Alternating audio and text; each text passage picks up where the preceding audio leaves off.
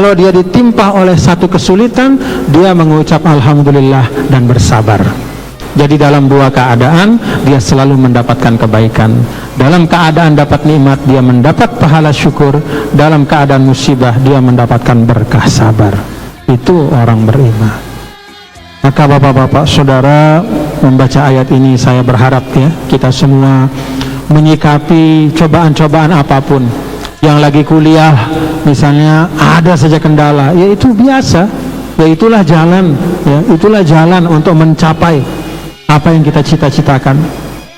Yang lagi punya dagangan kadang laku kadang nggak laku, ya itu biasa, ya itulah kehidupan. Kita yang tidak ngapa-ngapain tiba-tiba ada orang yang benci sama kita, ya sudah, mau diapain, kan hati manusia Allah yang atur ya? Tidak bisa kita memaksa semua orang sayang senang sama kita. Yang penting itu bukan sayangnya orang sama kita, yang penting itu kita berbuat baik. Udah, berbuat baiklah, karena Anda tidak akan mempertanggungjawabkan kesenangan dan kebencian orang pada Anda kelak di akhirat. Yang kelak Anda pertanggungjawabkan itu, saya pertanggungjawabkan itu amal saya, omongan saya, bukan omongan orang. Amal saya, bukan persepsi orang. Jadi Islam itu adalah agama yang yaj'alu mas'uliyatan fardiyatan kal asas. Dalam Islam itu pertanggungjawaban individual itu yang pokok. Maka dalam surah Maryam itu wa kulluhum atihi yaumal qiyamati farda. Semua kita nanti akan datang masing-masing sendirian. Di dunia kita punya banyak pengikut, jadi guru, tuan guru, banyak muridnya, gak bakal ada yang nemenin kita nanti. Di akhirat masing-masing murid itu ngurus dirinya masing-masing. Semua kata Allah atihi yaumal qiyamati farda. Dalam hadis laisa bainahu wa bainallah turjuman. Ada masa di akhirat kita jumpa dengan Allah itu dalam bahasa kita nih face to face, dalam bahasa kita artinya langsung. Nggak bisa kita minta bantu sama siapa, enggak. Udah benar-benar harus mempertanggungjawabkan sendirian apa yang kita lakukan di dunia. Karena itu mari kita bangun sikap positif ya bapak-bapak, saudara-saudara. Jangan kita bertanya kok masyarakat saya begini, kok masyarakat saya begini. Cukup mari kita mulai dulu dari pribadi kita. Saya kok begini, itu yang penting. Jangan kerjaannya medsos terus, semua dianalisa kecuali dirinya. Semua diberikan penilaian kecuali dirinya. Apa artinya? Kita nilai orang, kita nilai masyarakat ini, itu, begini, begitu, macam-macam. Lalu alpa untuk menilai diri kita sendiri.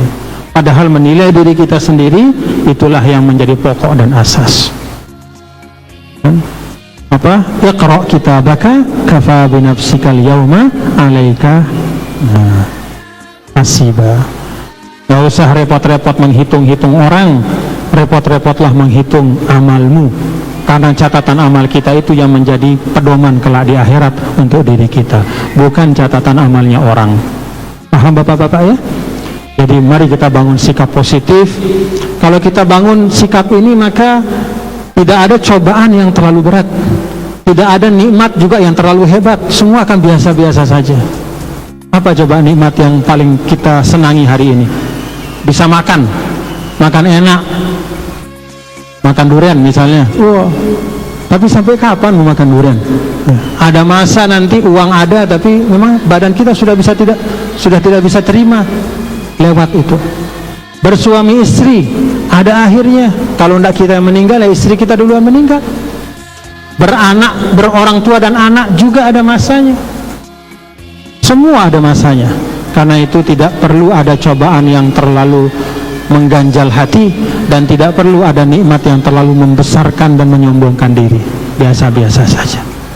Pandang itu sebagai cobaan, karena hakikatnya bukan banyaknya nikmat yang kita cari, bukan sedikitnya cobaan yang kita harapkan, tetapi bagaimana penyikapan kita terhadap nikmat ketika datang dan cobaan itu ketika menghampiri kita. Jadi bangun sikap positif ya bapak-bapak, saudara-saudara. Nah, kita ingat ayat ini, kalau ada cobaan ya ingat saja, wah Rasul saja dulu cobaannya luar biasa, dan itu disikapi dengan baik. Maka saya juga sebagai umatnya, saya meneladani beliau, saya hadapi cobaan ini dengan penuh ketenangan. Dapat nikmat pun juga begitu, ya. Dan yang paling pokok, kita yakin ala inna nasrallahi qarib. Jadi semua akan berlalu dan pertolongan Allah itu akan tiba. Bismillahirrahmanirrahim.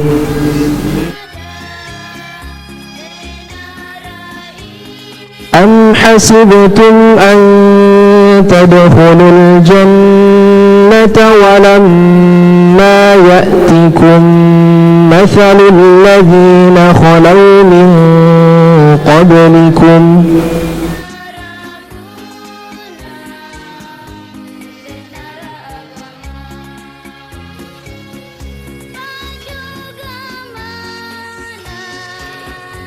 massatuhumul ba'sa'u wad-dharra'u wa zulzilu hatta yaqula ar-rasulu walladzina amanu ma'ahu mata nasrullah.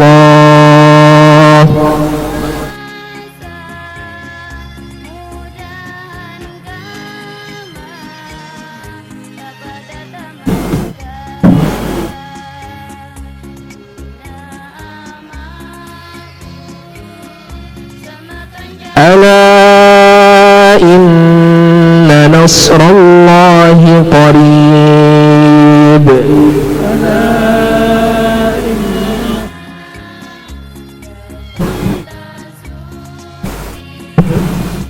Sadaqallahul azim.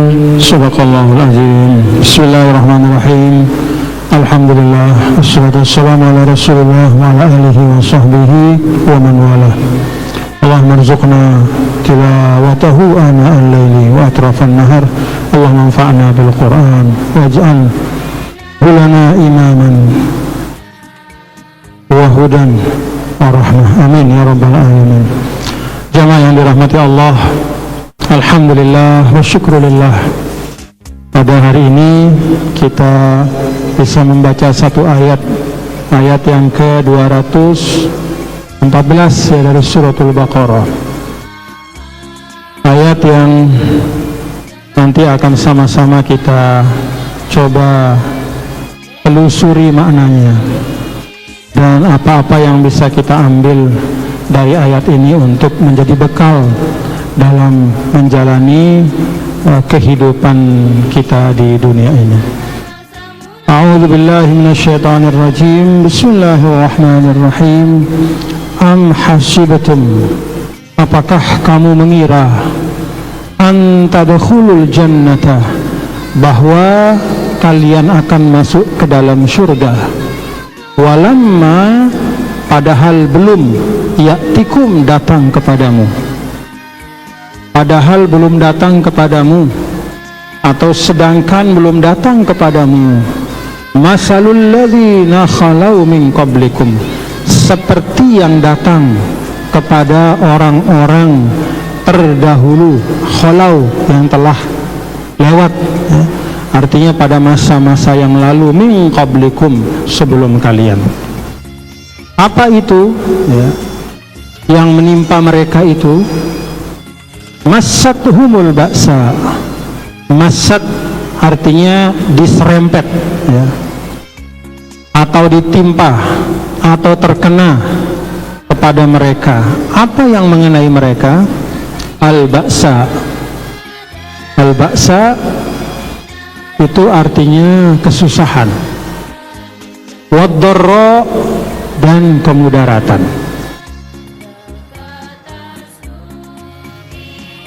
Wazulzilu, dan mereka telah diguncangkan.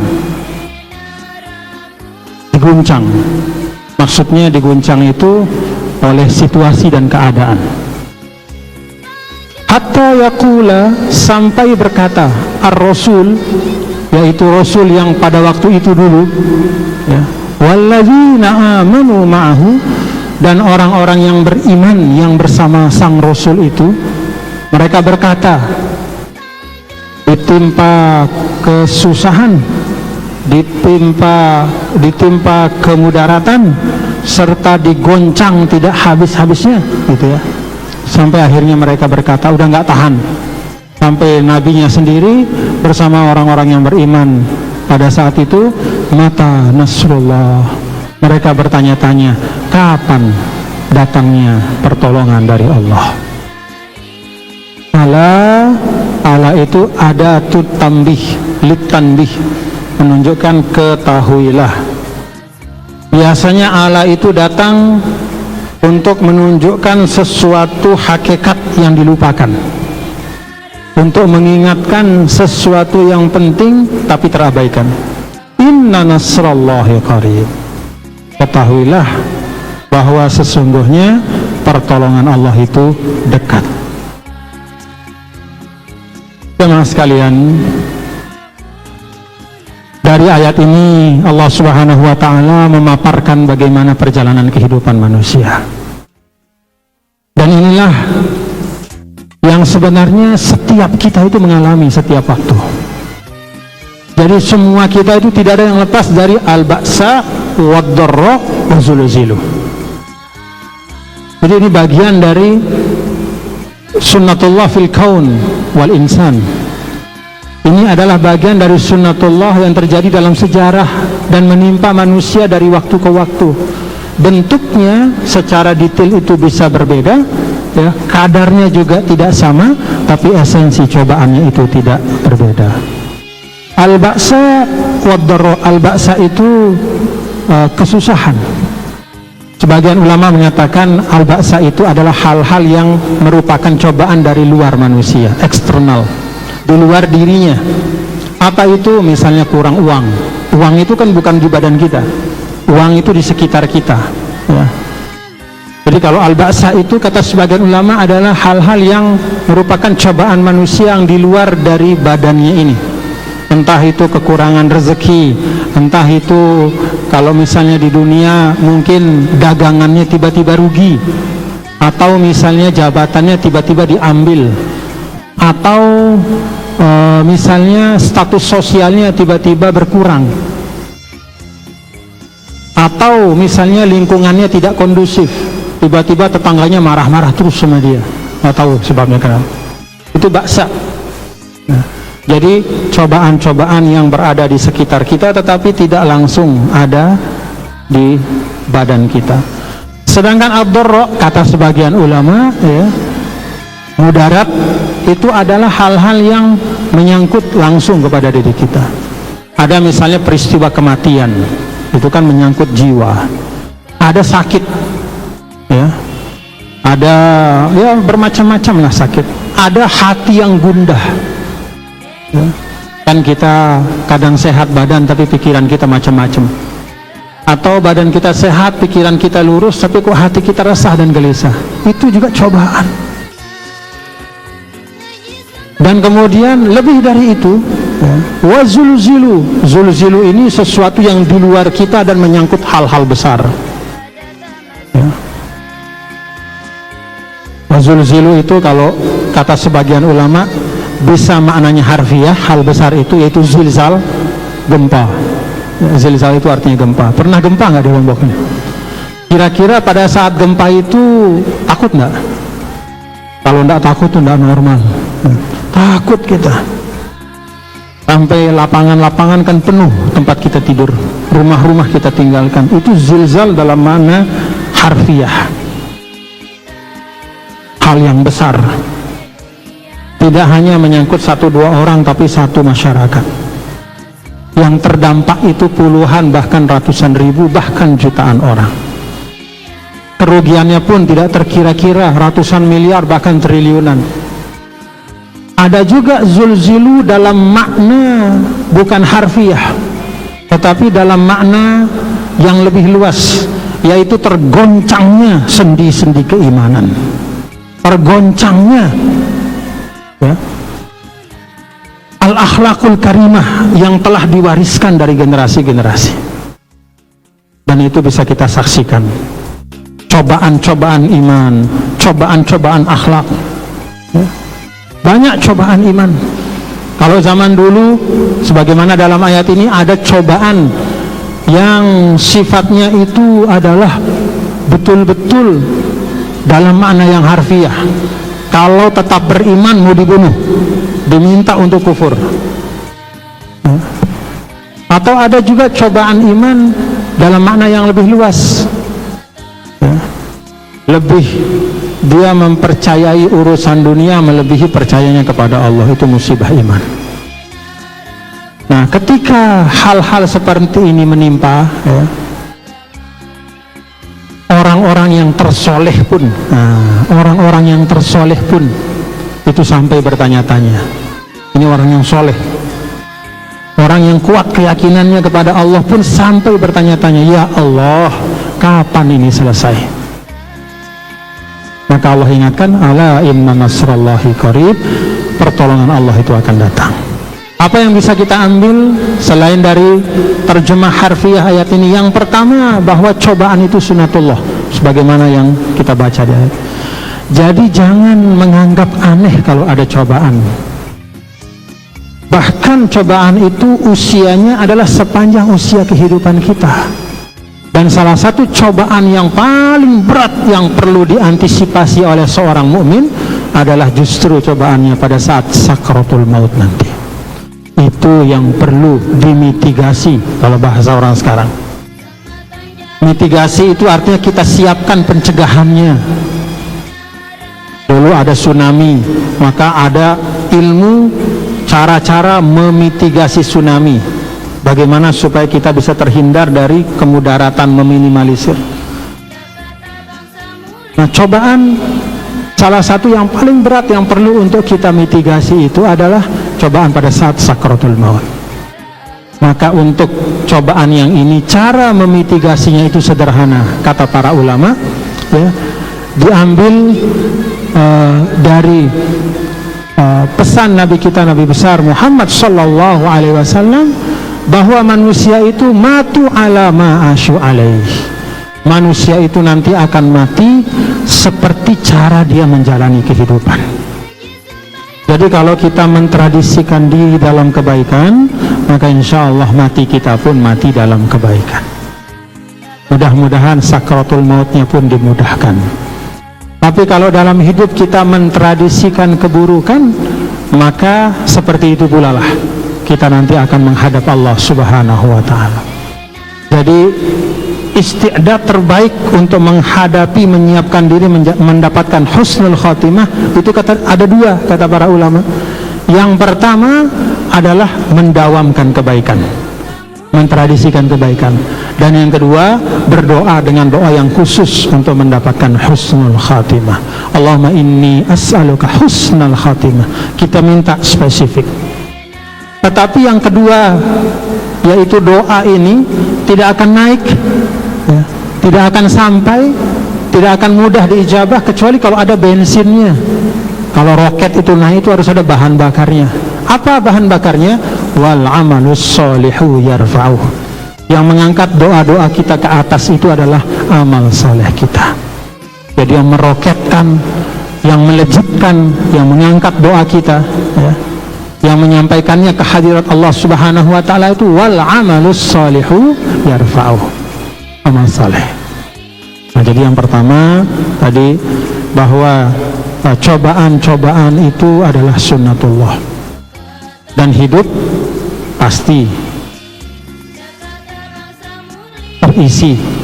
berisikan cobaan-cobaan sampai akhir nanti, termasuk cobaan yang terbesar pada saat sakratul maut.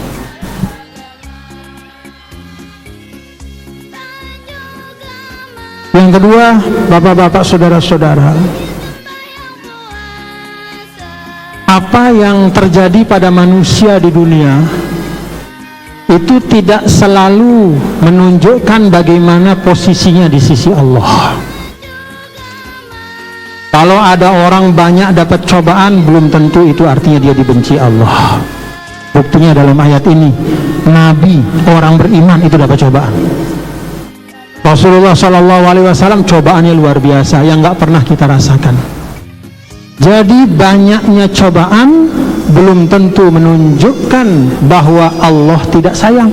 sebagaimana banyaknya nikmat, itu belum tentu menunjukkan Allah ridho kepada kita. Di dunia ini la yus'alu amma yaf'al.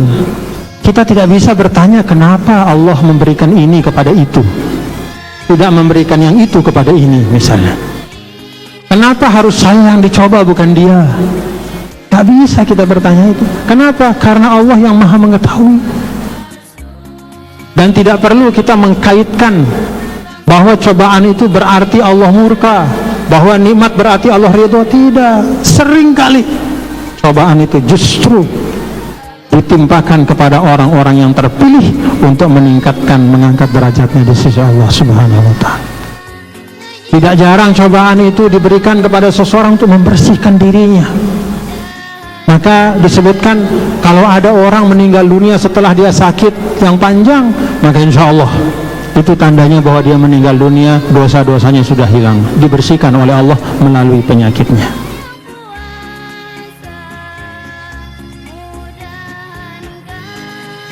Termasuk orang yang ditimpa dalam musibah harta. Kalau lagi berdagang, untung, tiba-tiba rugi, bangkrut.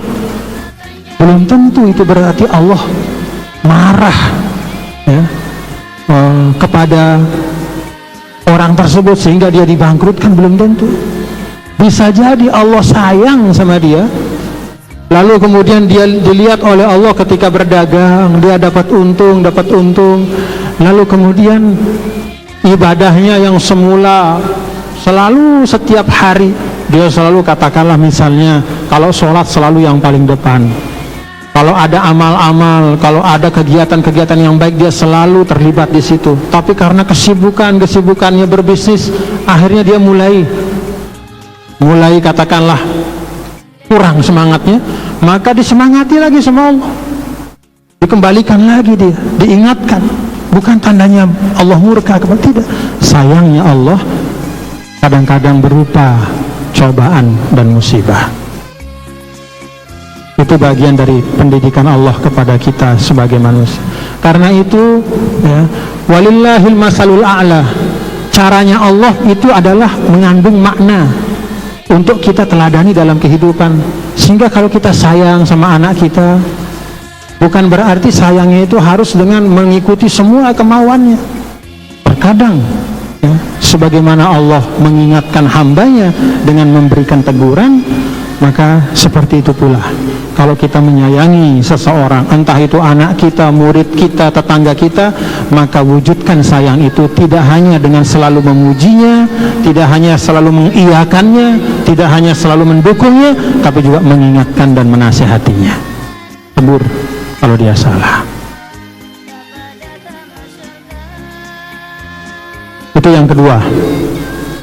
Musibah, nikmat tidak selalu berbanding lurus dengan ridho dan murkanya Allah. Kadang nikmat diberikan kepada orang yang dimurkai sebagai istidraj. Kadang musibah diberikan kepada orang yang soleh untuk lebih membersihkan dan mengangkat martabat kemuliaannya di dunia maupun di akhirat. Karena itu bapak-bapak, saudara-saudara, kalau kita lagi dapat musibah apapun ya, maka yang pertama yang kita lakukan itu bukan bertanya-tanya Allah sayang atau tidak sama saya. Tidak ada artinya. Pertanyaan itu tidak akan merubah apa-apa. Aduh, kok saya begini nih? Allah sudah lupa apa sama saya? Allah sudah nggak sayang lagi sama saya? Allah zolim sama saya? Apalagi seperti itu, na'udzubillah min zalik. Bukan itu.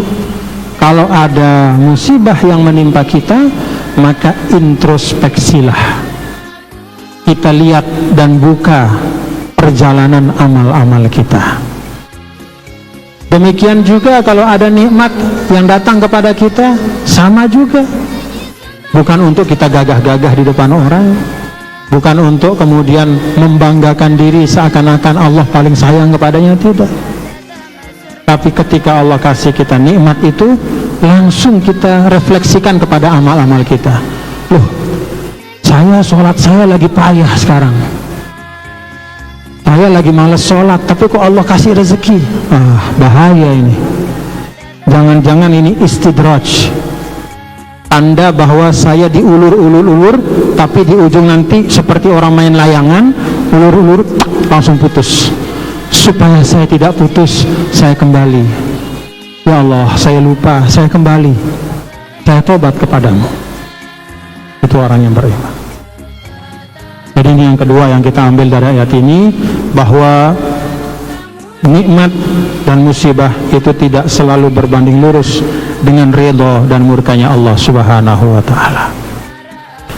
Lalu yang ketiga yang kita ambil dari ayat ini adalah bahwa sebesar-besar cobaan masih jauh lebih besar nikmat Allah. Sesulit-sulit keadaan selalu ada jalan keluar, solusi yang disiapkan oleh Allah. Ini disiapkan ya, arti disiapkan itu perlu ada menempuh ya, Allah sudah siapkan, tapi kalau kita tidak tempuh nggak bisa juga. Maka Allah Subhanahu wa ta'ala dalam Al-Quran di ayat ini, ala inna nasrallahi qarib, pertolongan Allah itu dekat. Kata dekat, kata para ulama ini, pertama menunjukkan nggak lama akan datang kalau tetap kita yakin. Yang kedua, kata dekat itu menunjukkan jarak. Sedekat-dekatnya sesuatu dia tidak ada sama kita, artinya apa? Kita mesti tempuh sebab-sebabnya supaya yang dekat itu bisa sampai kita ke sana. Bank Indonesia itu jauh apa dekat? Dekat, di samping Islamic Center. Tapi kalau kaki kita tidak melangkah, nggak sampai-sampai. Maka ala inna nasrallahi qarib itu menunjukkan membangun optimisme sekaligus juga membangun komitmen untuk kita menempuh sebabnya. Optimis kita ada pertolongan Allah, tapi ingat, sedekat-dekatnya pertolongan Allah kita harus menempuh jalannya.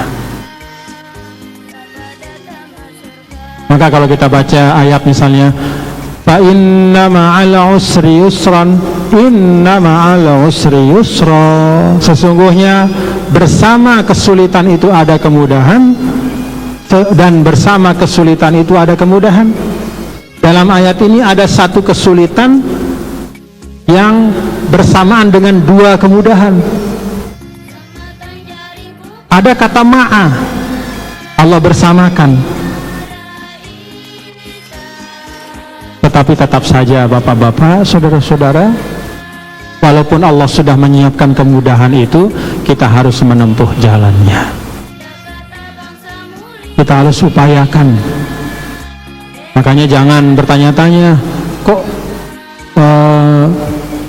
keadaan ekonomi kita susah ya sekarang gitu. Bertanya saja tidak akan merubah keadaan. Tapi kalau kita berikhtiar bersama-sama, bekerja, insya Allah keadaan itu akan dirubah oleh Allah.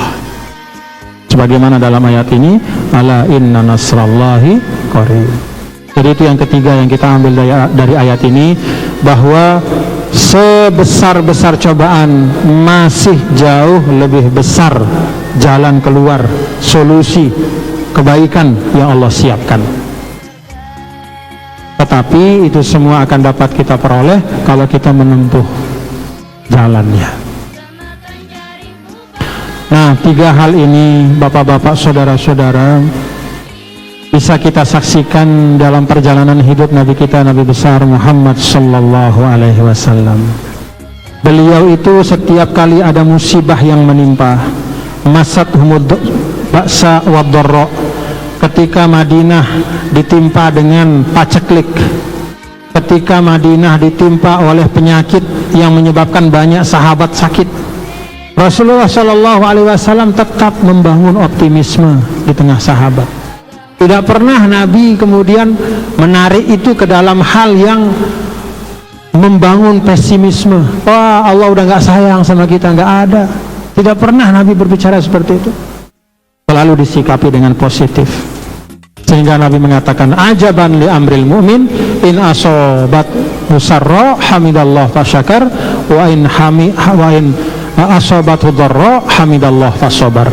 Orang beriman itu istimewa, kata Nabi. Kalau dia dapat nikmat, dia bersyukur, mengucap alhamdulillah dan bersyukur. Kalau dia ditimpa oleh satu kesulitan, dia mengucap alhamdulillah dan bersabar.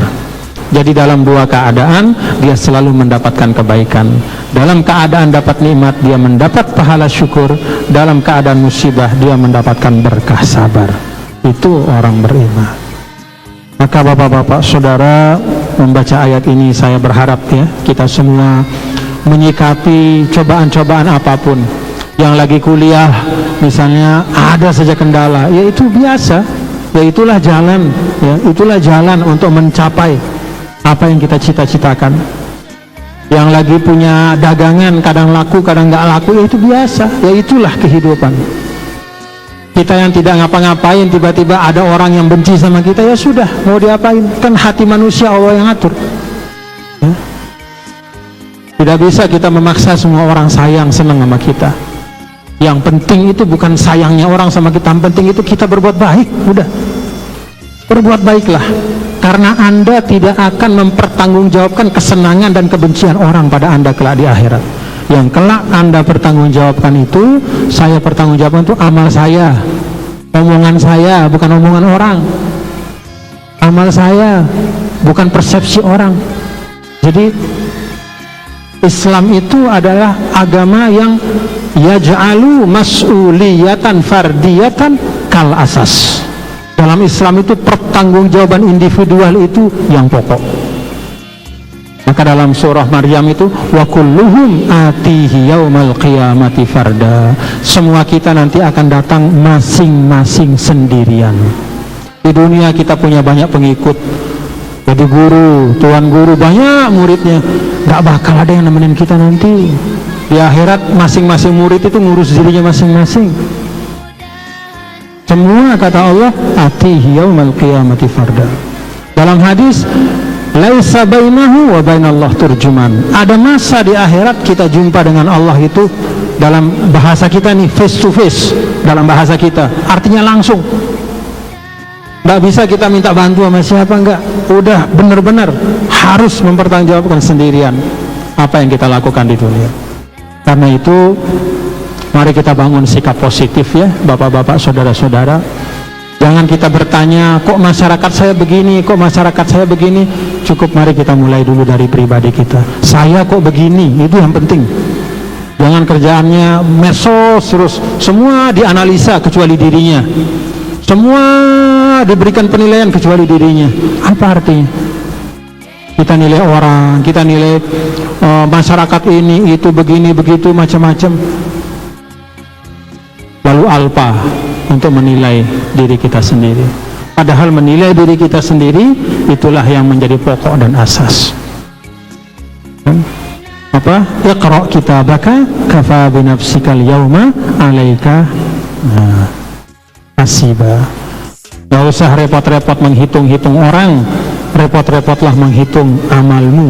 Karena catatan amal kita itu yang menjadi pedoman kelak di akhirat untuk diri kita, bukan catatan amalnya orang.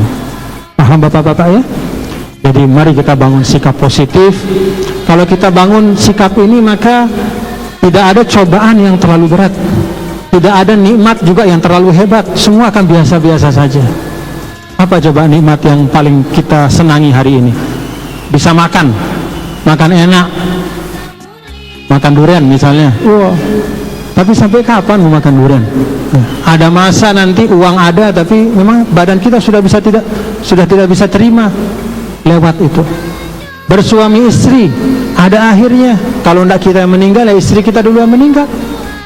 Beranak, berorang tua dan anak juga ada masanya. Semua ada masanya. Karena itu tidak perlu ada cobaan yang terlalu mengganjal hati, dan tidak perlu ada nikmat yang terlalu membesarkan dan menyombongkan diri. Biasa-biasa saja. Pandang itu sebagai cobaan, karena hakikatnya bukan banyaknya nikmat yang kita cari, bukan sedikitnya cobaan yang kita harapkan, tetapi bagaimana penyikapan kita terhadap nikmat ketika datang dan cobaan itu ketika menghampiri kita. Jadi bangun sikap positif ya bapak-bapak, saudara-saudara. Nah, kita ingat ayat ini, kalau ada cobaan ya ingat saja, wah Rasul saja dulu cobaannya luar biasa, dan itu disikapi dengan baik. Maka saya juga sebagai umatnya, saya meneladani beliau. Saya hadapi cobaan ini dengan penuh ketenangan. Dapat nikmat pun juga begitu. ya. Dan yang paling pokok kita yakin ala inna nasrallahi qarib. Jadi semua akan berlalu dan pertolongan Allah itu akan tiba. Nasrullah di sini termasuk diantaranya kata para ulama adalah zuhurul haq wa zuhuqil batil, munculnya kebenaran dan hancurnya kebatilan. Itu pertolongan Allah juga. Karena itu kalau ada kebatilan-kebatilan yang mewabah, ya, ada hal-hal yang sifatnya kezoliman yang banyak terjadi, entah kezoliman sosial atau apapun lah namanya, kok rasanya susah sekali, ya.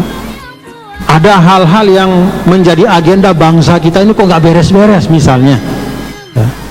Nah, dalam situasi seperti itu kita ingat ayat ini, inna nasrallahi qarib. Yang benar akan nampak, yang batil akan hilang. Itu saja, ya. Bahwa kebenaran itu bisa datang dari tangan kita, ya alhamdulillah. Tapi kalau tidak bisa, jangan kita paksakan. Paham bapak-bapak ya?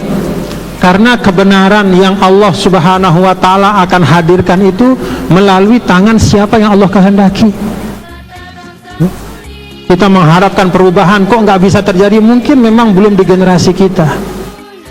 Kita bagiannya adalah membangun pondasi.